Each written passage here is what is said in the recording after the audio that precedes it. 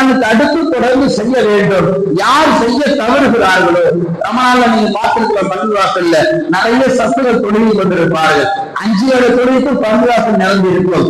எல்லா அமல்களிலும் பள்ளிவாசல் நிரம்பி இருக்கும்.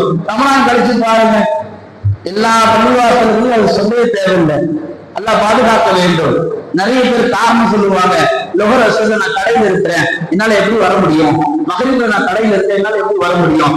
லொஹர் அஸ்ருக்கு அக்கம் பக்கத்தில் இருக்கக்கூடிய பள்ளிகளில் தொழுது கொள்ளுங்கள், மகரிபுக்கு தொழுது கொள்ளுங்கள், இஷாவுக்கு சீக்கிரமா வந்து மஹல்லாவுக்கு வந்து விடுங்கள், அல்லது இஷாவுக்கு லேட்டா வந்து பக்கத்துல ஒரு பள்ளியில தொழுதுங்க.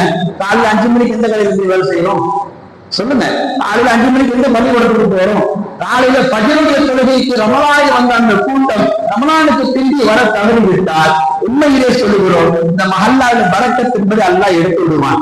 யார் என்ன வேலை செய்தாலும், நீங்கள் உங்கள் குடும்பத்துக்காக இருக்கிறீர்கள், நீங்கள் மஹல்லாவின் ஜமாத்தோடு தொழ தவறிவிட்டால் எப்படி குடும்பத்துல பரக்கத்துக்காக வேண்டி குர்ஆன் ஓதுகிறோம், தொழுகிறோம், அதை கொண்டு குடும்பத்துல பரக்கத்து வருகிறதோ, அது போன்ற மஹல்லாக்களில் ஆண்கள் ஜமாத்தோடு தொழ தவறிவிட்டால் அல்லாஹ் மஹல்லாவுக்கு ஏற்க வேண்டிய பரக்கத்தை குறைச்சிருவான். நீங்க வரும்போது பரக்கத்தா வாங்கிட்டு வருவீங்க, ஆனா வீட்டுக்கு வந்ததுக்கு பின்னாடி, மஹல்லாவை நுழைந்ததுக்கு பின்னாடி உங்களுடைய காசு பணங்கள் எல்லாம் பறிந்து போகும், வீணான செலவுகளை அது இருந்து கொண்டு போகும்.